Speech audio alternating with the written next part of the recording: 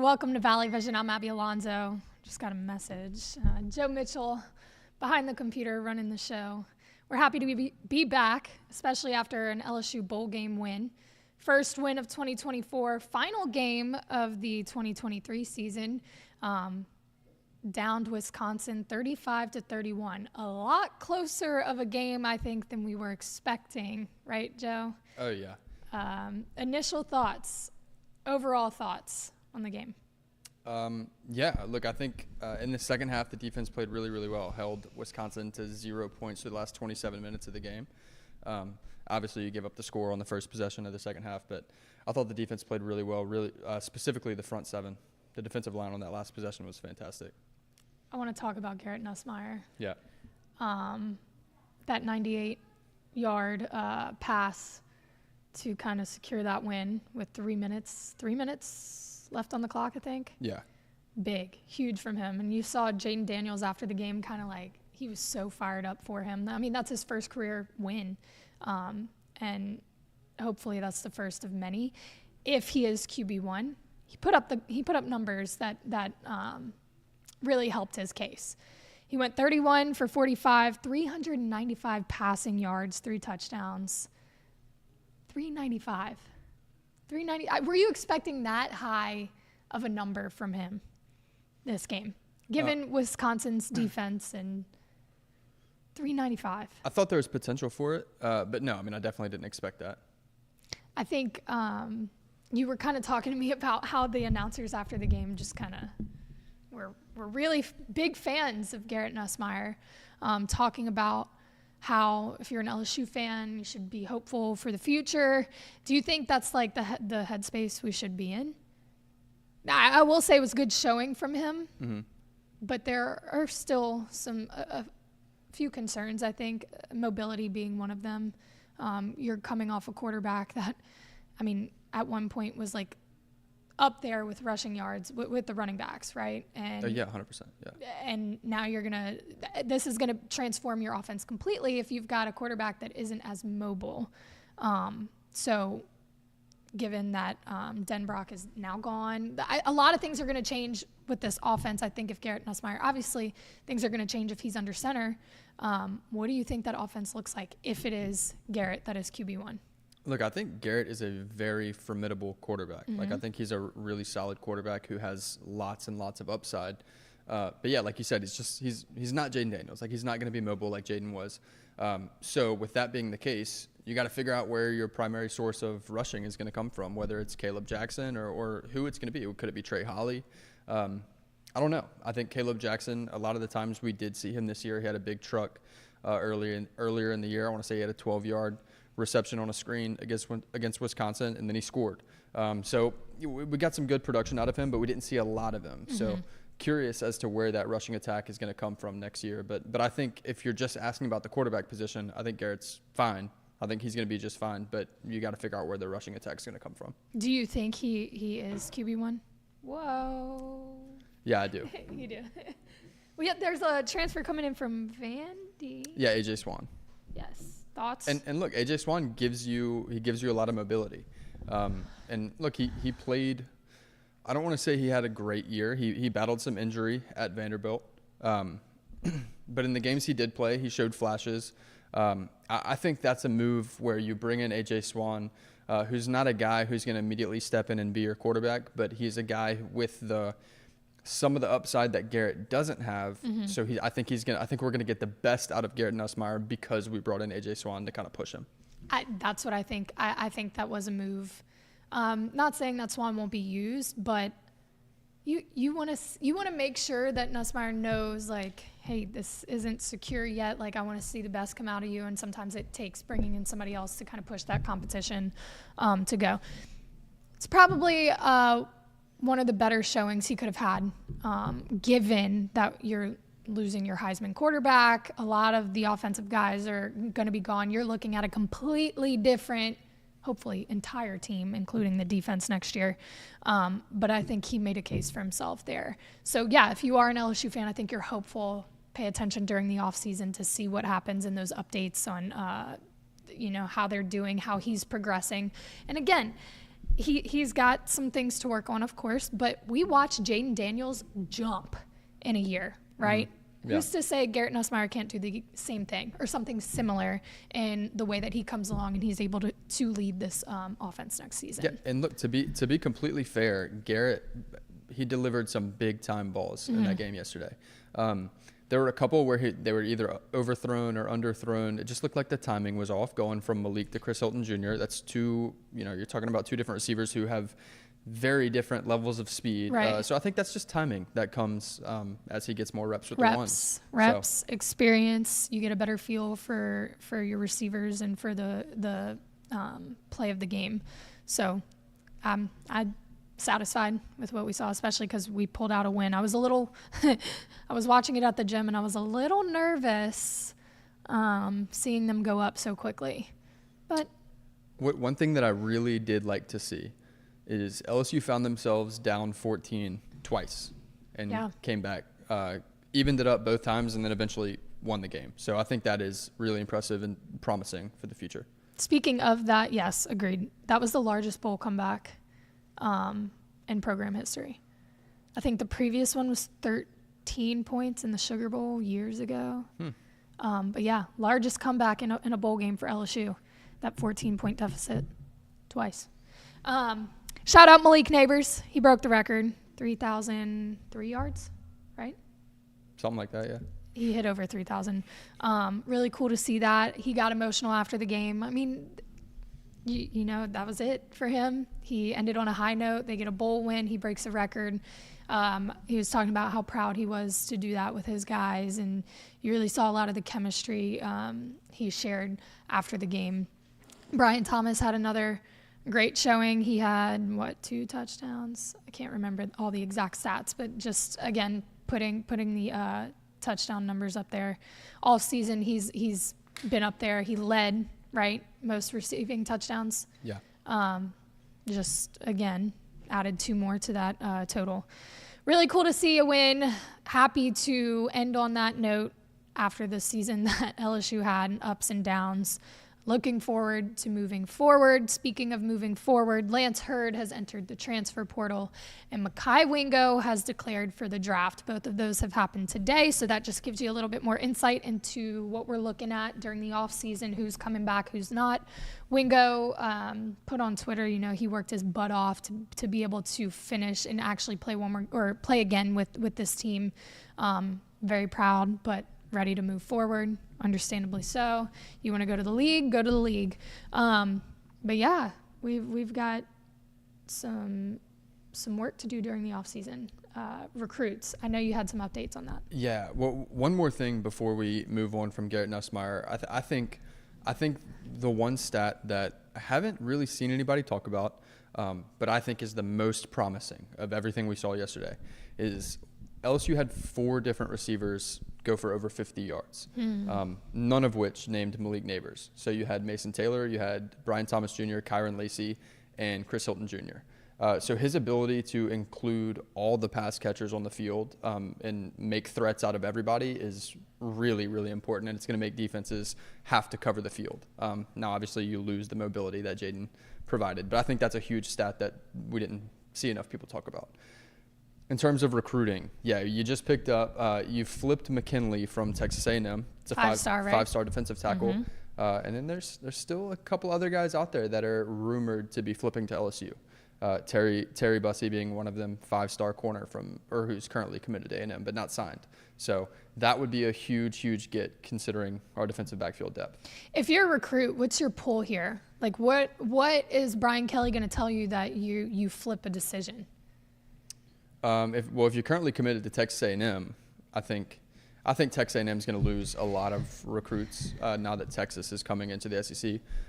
Not because they don't have the facilities; they absolutely do. They're one of the best. They have one of the best support systems, one of the best facilities, everything. Texas A&M is a great place to be if you're a recruiter, a coach, all of those things. But Texas is now in the SEC. They anchor down that state. They're in the playoff this year, or were in the playoff this year. Yeah, we're in the playoff this year. What's up? Washington and Michigan, dude. What? Anyway, go ahead. But yeah, I think Texas is going to pull a lot of recruits from A&M. And if you're somebody who is, I think LSU, specifically if you're a defensive back or a defensive player, makes a lot of sense right now. They could clearly use the help. They were a defense away. They had the Heisman winner, number one total offense in the country, number one scoring offense in the country. They were a mediocre defense away from being right in the mix. So I think that's a huge selling point, not to mention 2 of the top 10 recruiters in the nation from 247's ranking system. Frank Wilson and Joe Sloan, I want to say, are like number 3 and number 7 in the nation in terms of just recruiters. So I think LSU's got a lot of things going for them in that regard. Being that the season is now officially over, what record do you think and I know there's a lot of people that are going to be in and out, and you don't even know who's going to be here or on that roster next year, but realistically, if you had to guess right now, super early prediction of LSU's record next year, what would it be? It's completely out of pocket question because it doesn't make any sense. We don't have all the information, but why not? Yeah, it's way early, obviously. But I think LSU could be a better team in totality. I don't think you're going to have a better offense. I don't think you're going to have a better quarterback. But I think they could potentially be a better team and still have a worse record because the schedule next year is brutal. You get 2 out-of-conference games in USC and UCLA. You open the season in Vegas against USC. You get Oklahoma in the SEC. So you still get Bama. Like it's a rough schedule next year. So. Give me a number, ballpark it. So LSU got their 10th win in the bowl game this year. I would be ecstatic if LSU gets 10 wins next year. Like I would feel really, really good about that. Okay. Super early. We're not going to clip that unless you're right, and then we'll clip it. But anyway, we'll switch over to basketball. It's been a pleasure covering football. We'll keep you all updated with what goes on during the off season, the changes, people coming in, entering the portal, coaching changes, all of it. We'll make sure that y'all are updated. But as for games, you'll have to wait until next season when they kick it off September 1st in Vegas at Allegiant Stadium. Lots of stuff going on in Vegas this year. Super Bowl. Guess who will be in Vegas for the Super Bowl? Thanks, Mom. Not at the game, though. Way too expensive. But I will be in Vegas. Maybe we, at that point next year, maybe we're both in Vegas for that opening game. We'll see. That being said, subscribe to the channel so we can grow and bring y'all great content. We appreciate y'all always for supporting us and throwing comments in the chat. I do want to shout out Carl Dunn, my guy who we run into a lot at all the LSU sporting events. He said, Happy New Year, Abby, Anthony, and Joe. He also said if Daniels would have played, they would have won by 50.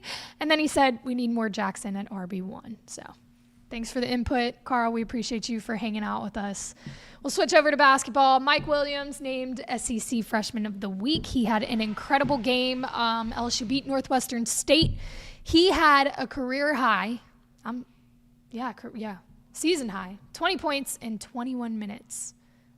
He looked incredible. He was moving fast, very clean play. He got to talk to us after the press conference, or in the press conference after the game. Was very much we, not me. I do want to shout out Hunter Dean, too. I mean, we were watching him kind of step into a role that we haven't seen him show out like that. And the dunks, I was like, I hope you got some footage of that, huh? I'm pretty sure you got some good Hunter Dean dunks. He went crazy. But Mike Williams, 6 of 9 from 3.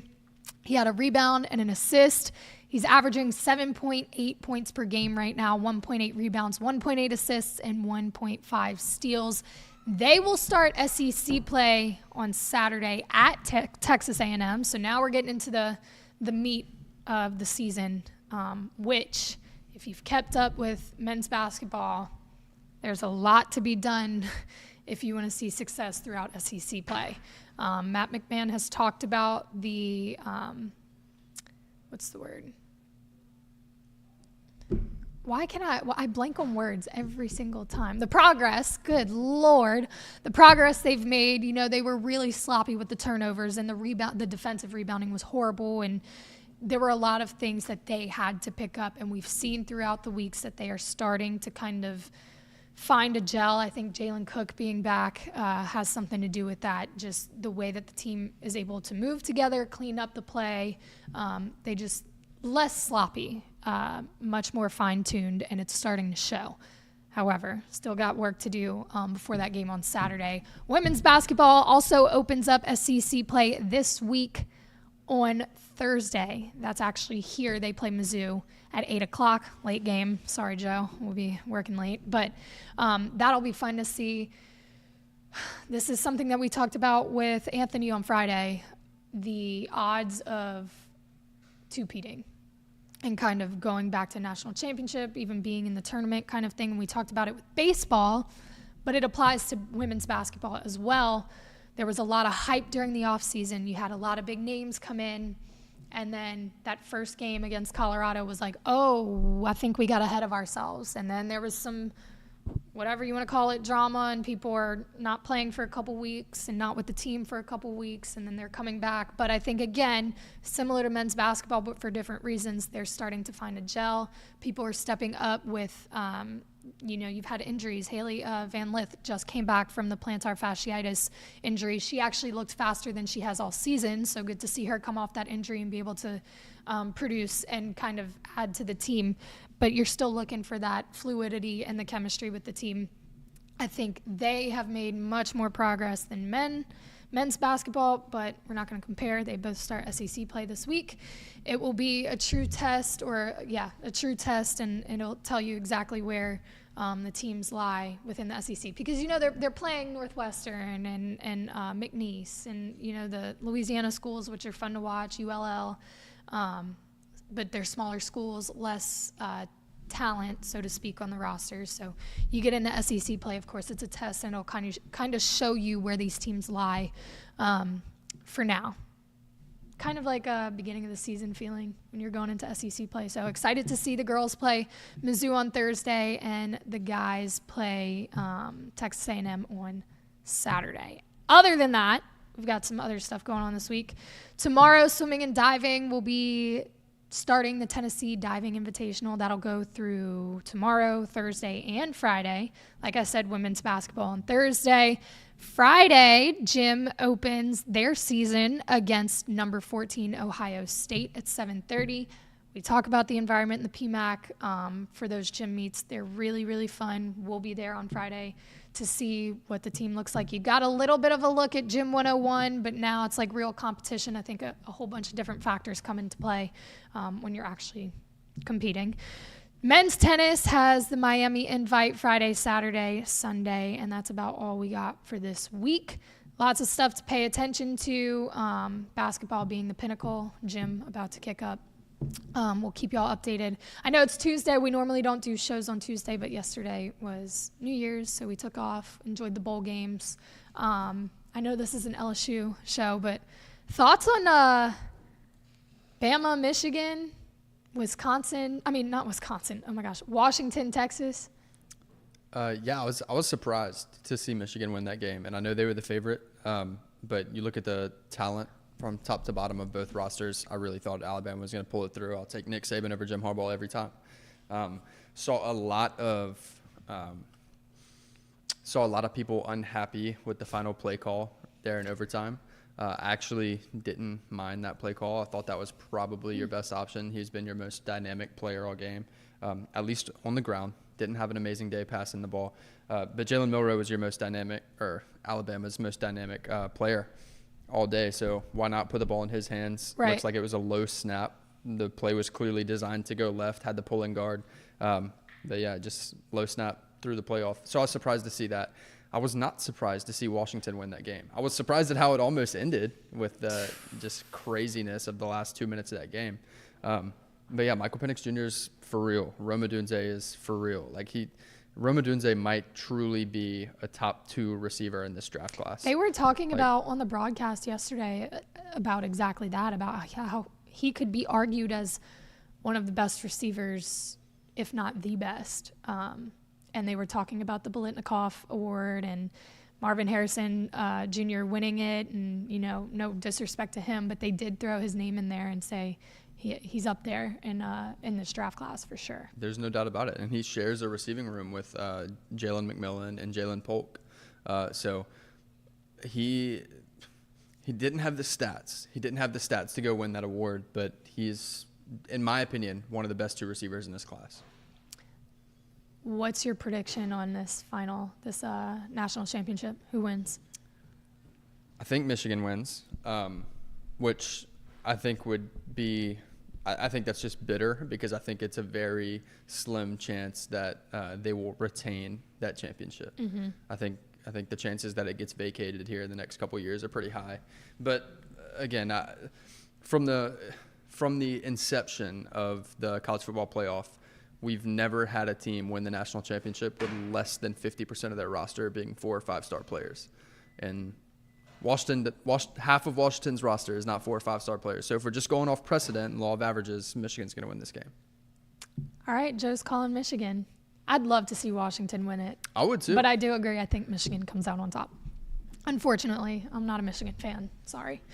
All right, that's about all we got for y'all today. We will be back on Thursday. We're cooking up some more interviews for y'all. Remember, we're trying to work our schedules around the athletes' schedules, and we're trying to get a gym interview going. I don't know how that's going to go or what I'm going to be able to do, but we're going to figure it out. And when we know, we'll let y'all know, but we're trying to cook that up this week. If not, we'll be back on Thursday and Friday again. Before we go, I do want to shout out our sponsors, St. Rock and 7-3 Distilling in New Orleans. Again, I talk about the vodka all the time. If you haven't tried it already, you're really missing out. It's smooth. It's distilled 5 times. I mean, this is the cleanest, best tasting vodka I've had. If you know of another brand that could beat it, well, let's shoot it out and see. But purchases or parts of the proceeds of these purchases of the bottle, that was a lot of P's, a lot of alliteration there. Go back to Bayou Traditions, NIL, the athletes. So if you want to support the athletes that you love watching, that you support through LSU Athletics, this is a great way to do it. And you get vodka out of it. So why not? Shout out to St. Rock and 7-3 Distilling. They also have some awesome other liquors that aren't vodka. I know Joe's a big fan of the Bywater bourbon. Their gin is incredible. I don't like gin. It's phenomenal. Taste it for yourself. Let us know how you like it. We appreciate y'all, and we will see y'all soon.